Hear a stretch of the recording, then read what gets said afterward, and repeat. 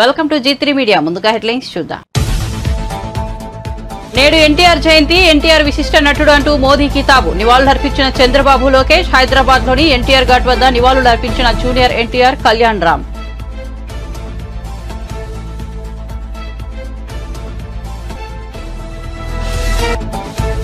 మూడు కేసుల్లోనూ YCP MLA పిన్నెల్లికి ముందస్తు bail. June 6 వరకు అరెస్టు నుంచి రక్షణ. మధ్యంతర ఉత్తర్వులు జారీ చేసిన ఏపీ హైకోర్టు. ఎన్నికల కౌంటింగ్ ప్రక్రియ ముగిసే వరకు చర్యలేవీ తీసుకోవద్దని పోలీసులకు ఆదేశం.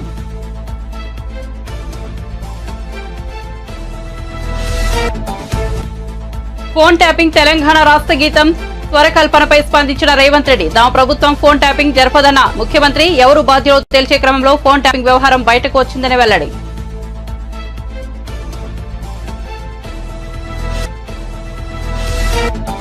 తెలుగు రాష్ట్రాల్లో సంచలనం. చిన్నారుల అమ్మకాల గుట్టురట్టు. ముఠా నుంచి 16 మంది చిన్నారులను కాపాడిన మేడిపల్లి పోలీసులు. వీరిలో చాలా మంది ఇతర రాష్ట్రాలకు చెందిన పిల్లలు ఉన్నట్లు గుర్తింపు.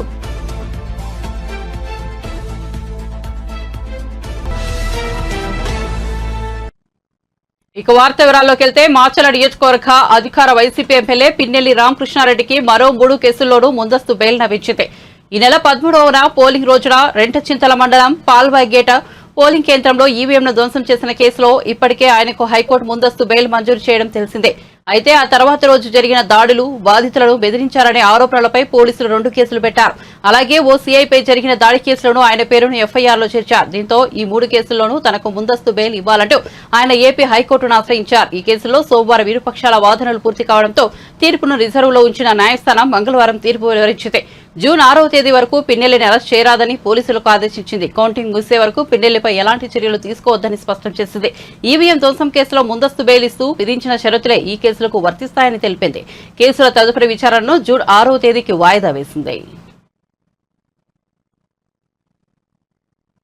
తమ ప్రభుత్వం ఫోన్ ట్యాపింగ్ జరపదని తెలంగాణ రాష్ట్ర ముఖ్యమంత్రి రేవంత్ రెడ్డి హామీ ఇచ్చారు.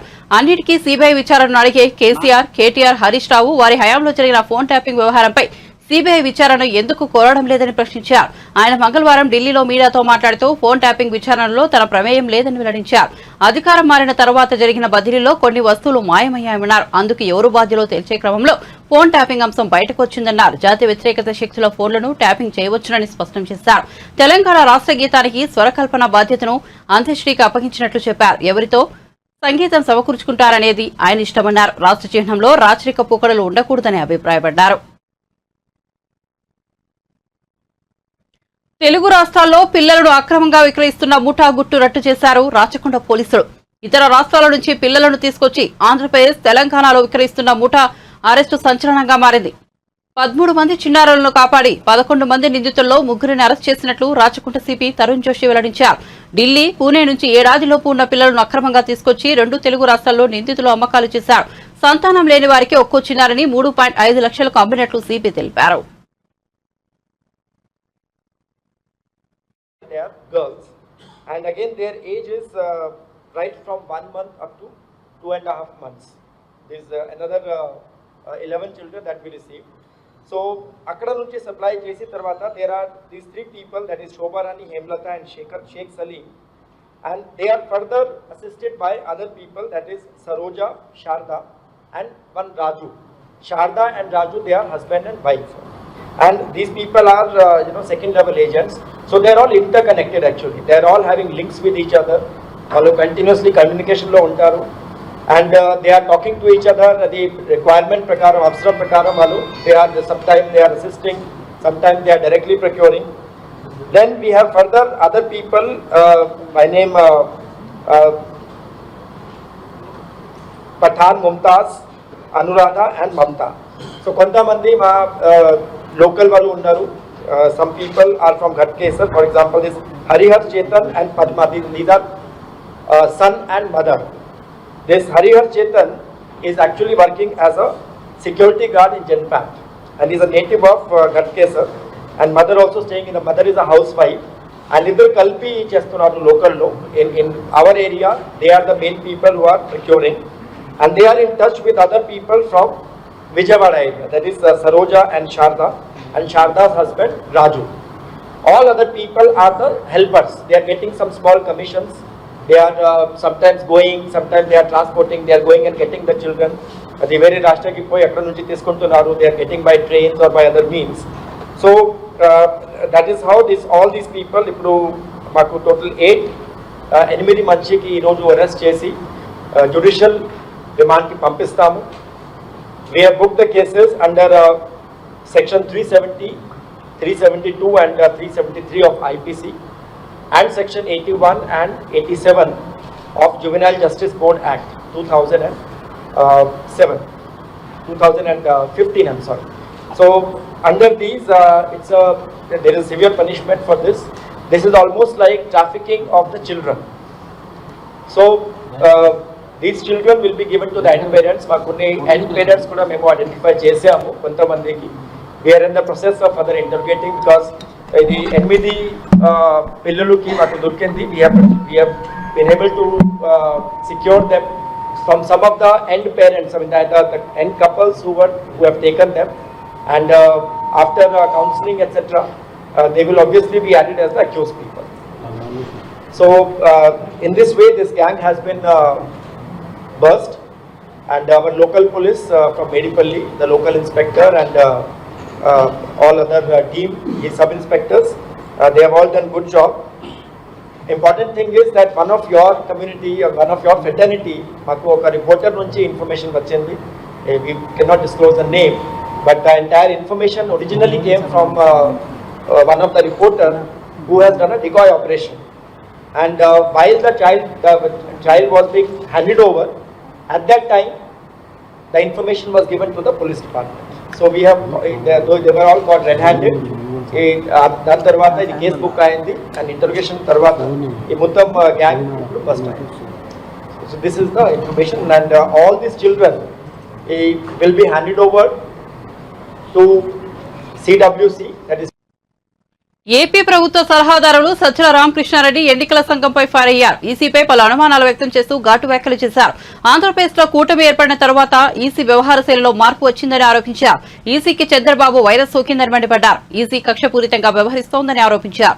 చంద్రబాబు అతని మనుషులు చెప్పిన విధంగా ఎన్నికల కమిషన్ పోలీసులు పనిచేస్తున్నారని అనుమానం వ్యక్తం చేశారు. పల్నాడు జిల్లా మాచర్ల నియోజకవర్గం పాల్వాయి గేట్ పోలింగ్ బూత్ లో ఈవీఎం ధ్వంసం చేసిన ఎమ్మెల్యే పిన్నెల్లి వీడియో ఈసీకి తెలియకుండా ఎలా బయటకు వచ్చిందని ప్రశ్నించారు.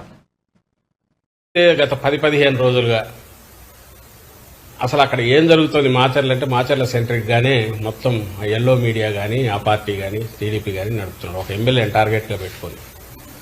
ఈ నేపథ్యంలో 2 చెప్పారు.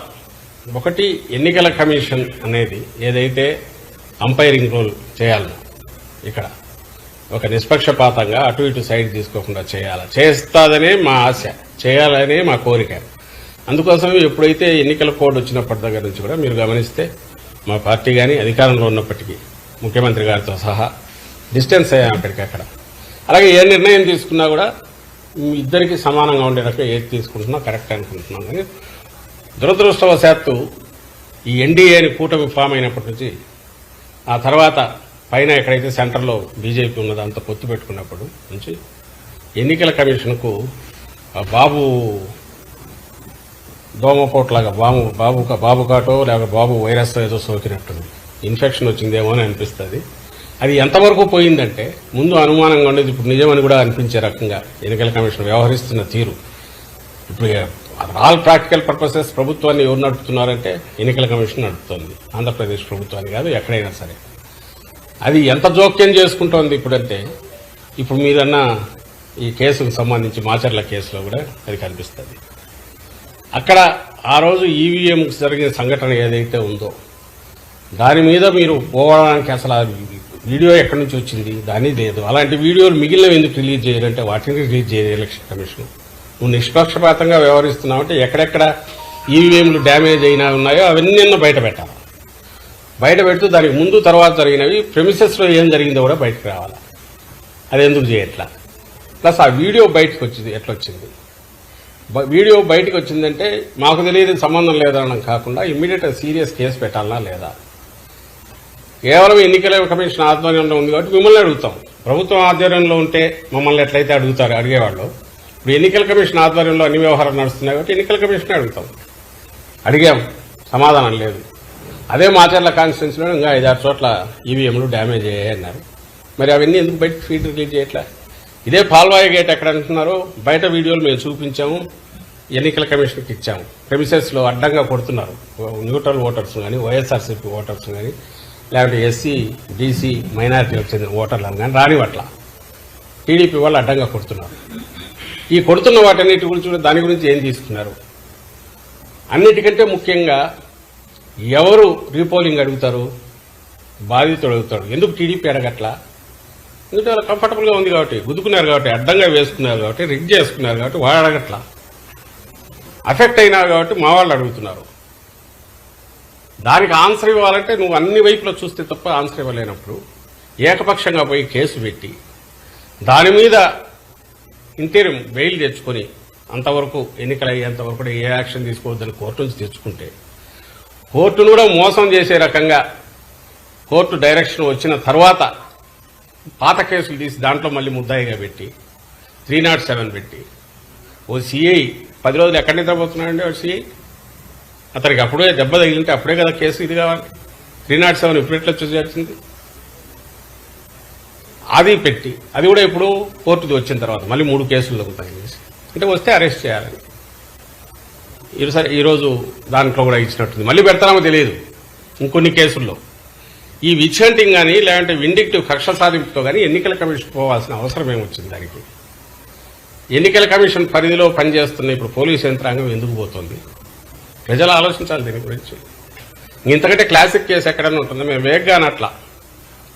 రెండవది, ఆ సిఐ తరఫున ఒక అనాథరైజ్డ్ ప్రైవేటు ఒక అడ్వకేట్ లాయర్ వచ్చేసి తను రిప్రజెంట్ చేస్తాడు గవర్నమెంట్ దీని నుంచి. ఎవరు పర్మిషన్ ఇచ్చారు? ఎట్లా వచ్చాడు తెలియదు. అసలు ఎంతవరకు పోతున్నారంటే బెయిల్ ఇచ్చిన తర్వాత అతను నర్సరావుపేటకు వస్తే అక్కడికి కోర్టు గైడ్లైన్స్ కూడా చెప్పింది, నర్సరావుపేటలో ఉండు, కిందికి పోవద్దని. అక్కడ అతనికి సర్వేలెన్స్ పెట్టండి అంటే మేము సర్వేలెన్స్ పెట్టడానికి అతను ఇక్కడ లేడు కాబట్టి అతను పిలిపించండి, మేము సర్వేలెన్స్ పెట్టాలి కదా అంటే అది వయలేషన్ అంట. ఏమన్నా అర్థం ఉందండి ఇది? అంటే ఆ ఎక్స్టెంట్కి ఎందుకు పుష్ చేస్తున్నారు? పోనీ అందరి మీద ఇదే చేస్తున్నారా? మరి తాడిపత్రిలో నాకు తెలిసి ఆ అభ్యర్థి మీద కేసులు ఉన్నట్టున్నాయి. వాడి జోలికి పోవట్లా. అక్కడ నాన్ అవైలబుల్ పెట్టచ్చు, 3 చేసి అక్కడ చేయట్లా. ఒక్క మాచర్ల మీదే ఇది పెడుతుంది. ఇంకా అనుమానాలు రావా? అనుమానాలు రావడం ఏంది? రుజువు కావట్లేదు. అక్కడ పూర్తిగా కక్ష సాధింపుతో చంద్రబాబు ఎట్లంటే ఆయన రిమోట్ కంట్రోల్తో ఆయన కానీ ఆయనకు కావాల్సిన వాళ్ళు కానీ ఆ పార్టీ నాయకులు కానీ అన్నదానికి తగినట్టే ఎన్నికల కమిషను లేదా దాని ఆధ్వర్యంలో పనిచేస్తున్న పోలీసు యంత్రాంగం కానీ ఇతర అధికారులు కానీ పనిచేస్తున్నారేమో, వ్యవహరిస్తున్నారేమో అని ఖచ్చితంగా అనిపిస్తుంది. పోస్టల్ బ్యాలెట్ లోడ్ల లెక్కింపులో నిబంధనలను సడలిస్తూ సీఈఓ ప్రత్యేక గైడ్లైన్స్ ఇవ్వడం పట్ల వైసీపీ నేత పేర్ని నాని అభ్యంతరం వ్యక్తం చేశారు. అన్ని రాష్ట్రాలకు పోస్టల్ బ్యాలెట్ కవర్లు 13A, 13B నిబంధనలను పంపించారని తెలిపారు. గెజిటెడ్ అధికారం సంతకం పెట్టి స్టాంపు వేయాలని, స్టాంపు లేకపోయినా చేత్తో రాయకపోయినా సరే ఆమోదించబోమని చెప్పారని గుర్తు చేశారు. కానీ ఇప్పుడు కొత్తగా అలా స్టాంపు వేయకపోయినా చేత్తో రాయకపోయినా సరే ఆమోదించాలని అన్నారని తెలిపారు. దేశంలోని ఏ రాష్ట్రంలో నిబంధనలు ఏపీలోనే ఎందుకు తీసుకొచ్చారని ప్రశ్నించారు. వాళ్ళు స్టాంప్ వేయకపోయినా చూసి ఏమని పంపించారా అంటే, ఒకవేళ వాళ్ళు కనుక చేత్తో కూడా డిజిగ్నేషన్ రాయకపోతే స్పెసిఫిక్ సిగ్నేచర్లందరికీ కూడా అన్నీ కలెక్ట్ చేసి ఆ కౌంటింగ్ అధికారులకు ఇవ్వండి. ఆ కౌంటింగ్ అధికారులు ఇచ్చిన చోట ఒకవేళ వాళ్ళు స్టాంప్ వేయకపోయినా చేత్తో రాయకపోయినా ఆ స్పెసిఫిక్ సిగ్నేచర్ చెక్ చేసుకోవచ్చు అని చెప్పి నేను ఇచ్చాను. దీని మీద మా అభ్యంతరాన్ని వ్యక్తం చేశాం. ఎందుకంటే ఆ స్పెసిఫిక్ సిగ్నేచర్కి అంటే ఒకటి ముందు భారతదేశంలో ఏ రాష్ట్రంలో కూడా ఈ వెసులుబాటు లేనటువంటి ఇంటర్ప్రిటేషన్ ఈ రాష్ట్రంలో ఎందుకు ఇచ్చారు? ఒకవేళ మీరు ఏదైనా ఒక రాజకీయ పార్టీ మీకు ఈ సందేహాన్ని వెలబుచ్చితే మీరేం చేయాలి? కేంద్ర ఎన్నికల సంఘానికి ఇక్కడ రాయాల్సింది. ఇక్కడ ఎంత పెద్ద అభియోగాన్ని, నేరాన్ని అవతల చేస్తున్నారు మేము ఇచ్చిన పెద్దానికి మీరు కేంద్ర ఎన్నికల సంఘానికి రాస్తున్నారు కదా, మరి దీన్ని ఎందుకు రాయలేదు? రాయకుండా మిగతా రాష్ట్రాల్లో లేనటువంటి వెసులుబాటు ఈ రాష్ట్రంలోనే ఎందుకు ఇచ్చారనేది మా అభ్యంతరాన్ని వ్యక్తం చేస్తూ మీరు పునరాలోచించాలి.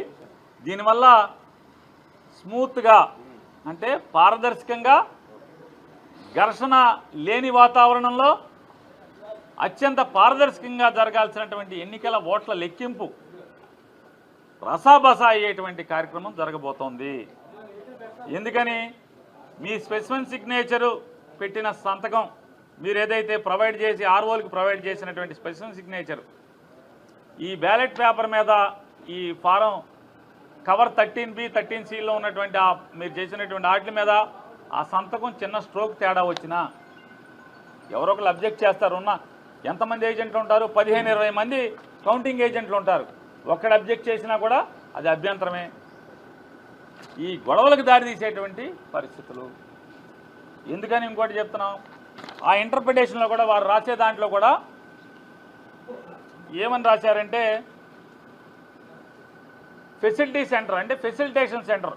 పోస్టల్ బ్యాలెట్ వెయిటాకి ఫెసిలిటీ సెంటర్ కూడా ఆర్ఓలే ప్రొవైడ్ చేశారు. కాబట్టి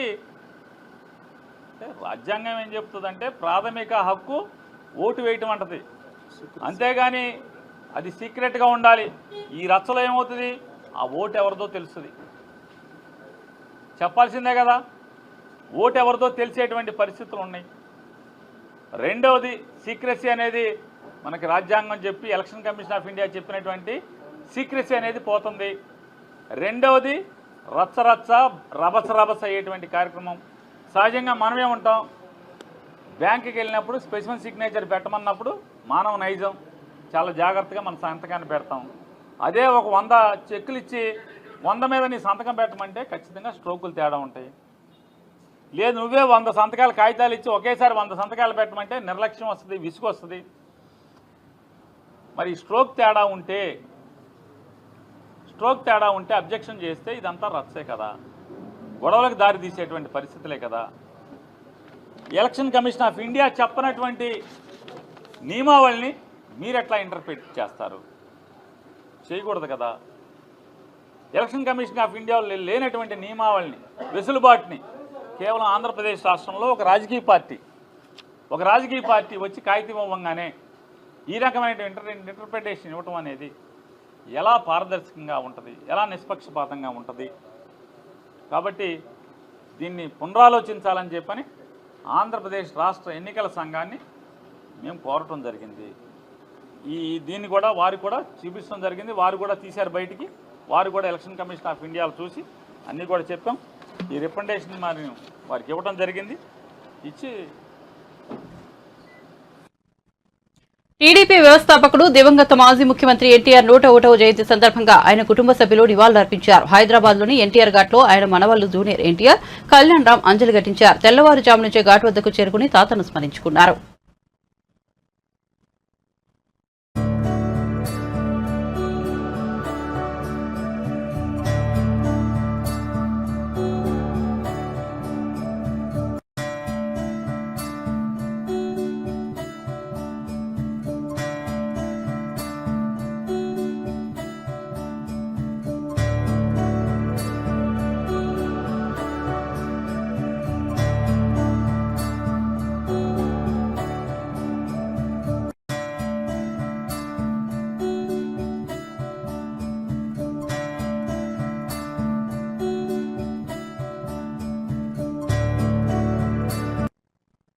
ఎన్టీఆర్ 101వ జయంతి సందర్భంగా హైదరాబాద్ లోని ఎన్టీఆర్ ఘాట్లో నటుడు నందమూరి బాలకృష్ణ నివాళులర్పించారు. అనంతరం ఆయన మీడియాతో మాట్లాడుతూ రాజకీయ చైతన్యం తీసుకొచ్చిన మహానీయుడు ఎన్టీఆర్ అని కొనియాడారు. తెలుగువారి ఆరాధ్య దైవం ఎన్టీఆర్ అని, ఆయన స్ఫూర్తిని ఎంతో మంది అందిపుచ్చుకున్నారని తెలిపారు. రైతు కుటుంబంలో పుట్టిన ఎన్టీఆర్ మొదట చదువుకే ప్రాధాన్యత ఇచ్చారని, ఆ తర్వాత చిత్రరంగంలోకి వచ్చారన్నారు. ఆయన కంటే నవరసాలకు అలంకారమని అన్నారు. నటనకు విశ్వవిద్యాలయం కొనియాడారు. సినీ రంగంలో మొకటం లేని మహారాజుగా వెలుగొందుతున్న సమయంలోనే రాజకీయాల్లోకి వచ్చారని తెలిపారు.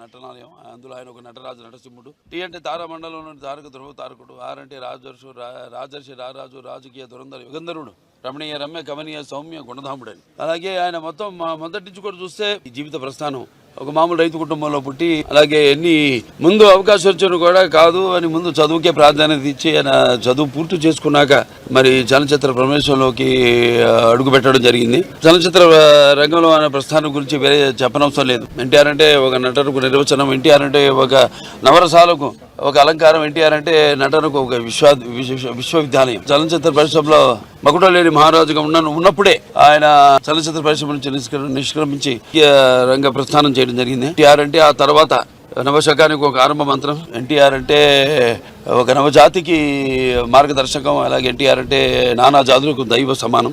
పార్టీ పెట్టి 9 నెలలకి అధికారాన్ని చేయించుకుని మరి తర్వాత ఆయన ప్రవేశపెట్టిన ఎన్నో పథకాలు ఎన్నో సాహసోపేతమైనవి, ప్రజలకు ఉపయోగపడేవి, అలాగే ఎంతో సానుకూలమైనవి.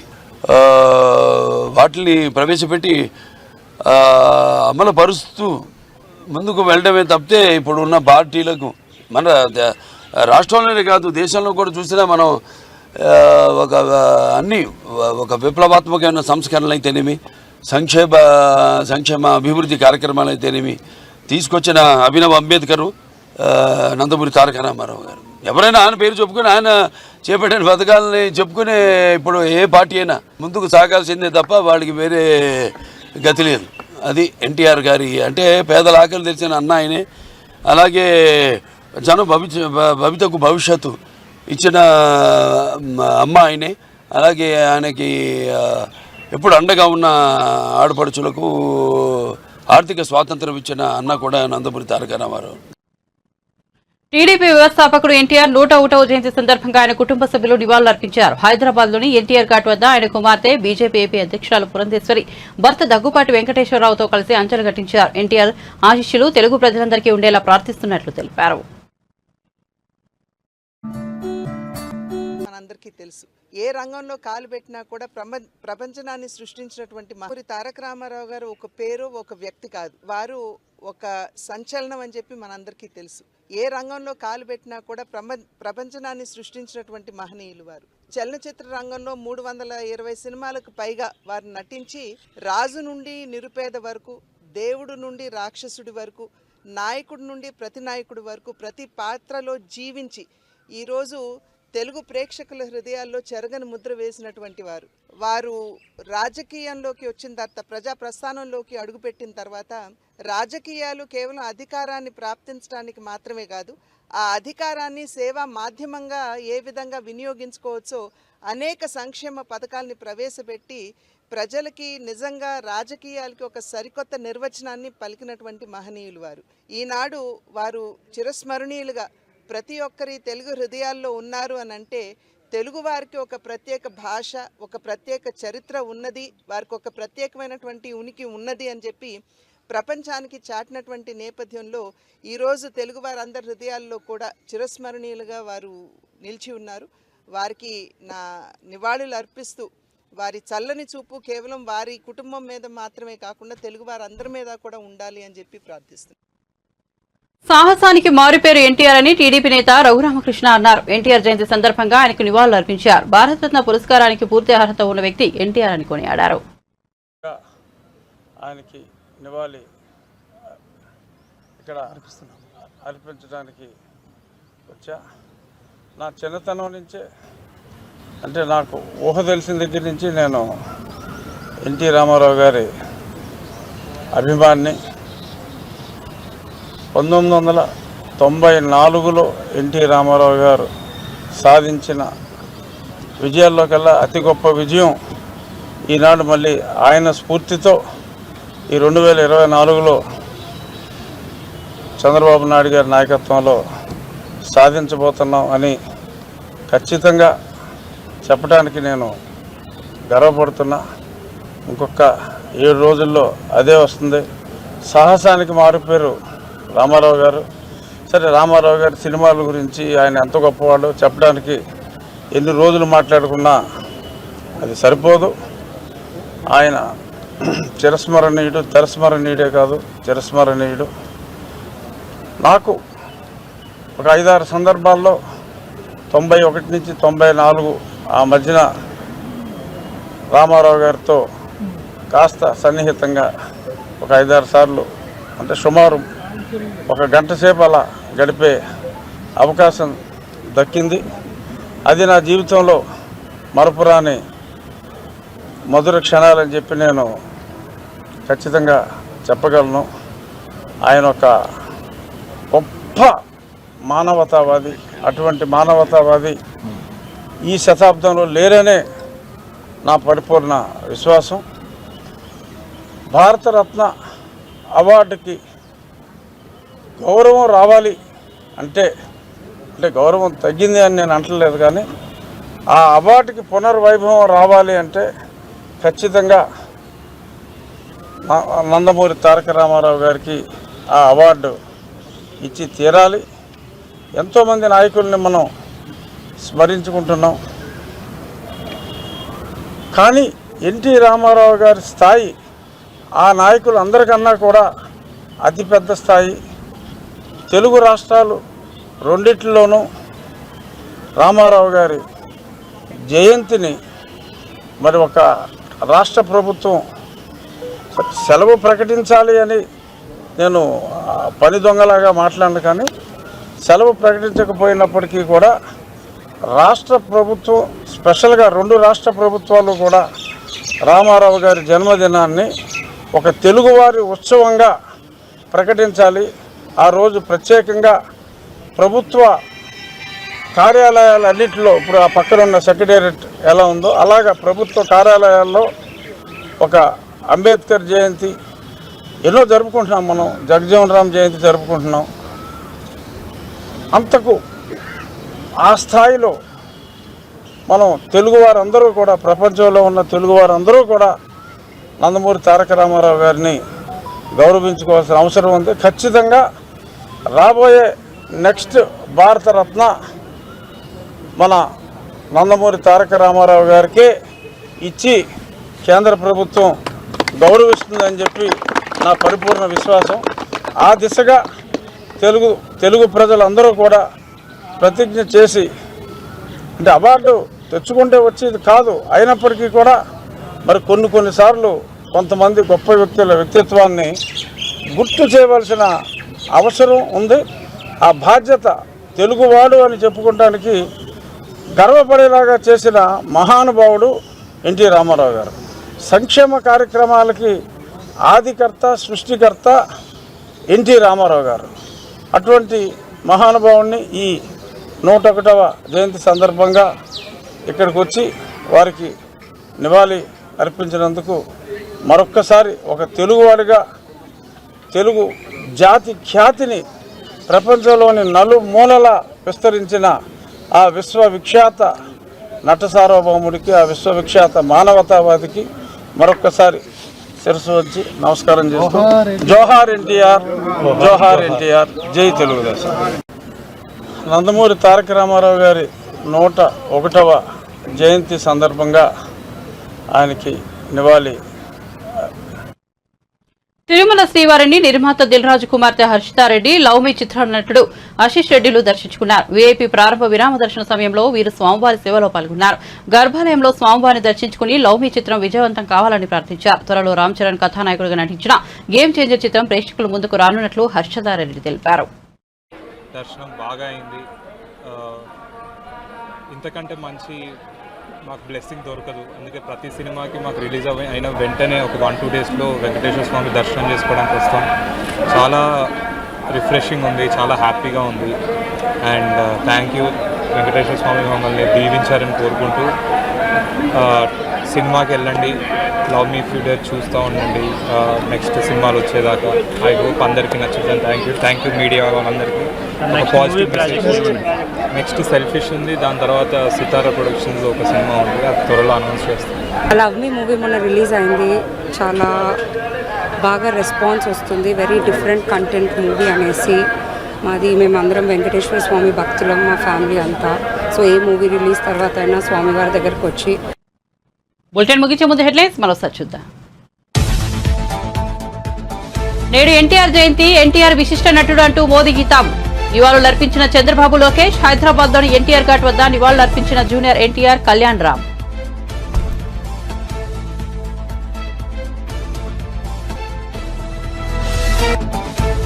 మూడు కేసుల్లోనూ వైసీపీ ఎమ్మెల్యే పిన్నెలకి ముందస్తు బెయిల్. జూన్ 6 వరకు అరెస్టు నుంచి రక్షణ. మధ్యంతర ఉత్తర్వులు జారీ చేసిన ఏపీ హైకోర్టు. ఎన్నికల కౌంటింగ్ ప్రక్రియ ముగిసే వరకు చర్యలేవి తీసుకోవద్దని పోలీసులకు ఆదేశం.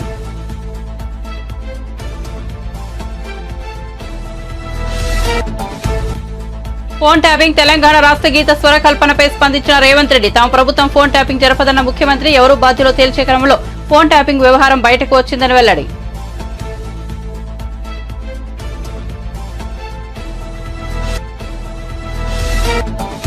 తెలుగు రాష్ట్రాల్లో సంచలనం చిన్నారుల అమ్మకాల గుట్టురట్టు ముఠా నుంచి 16 మంది చిన్నారులను కాపాడిన మేడిపల్లి పోలీసులు వీరిలో చాలా మంది ఇతర రాష్ట్రాలకు చెందిన పిల్లలు ఉన్నట్లు గుర్తింపు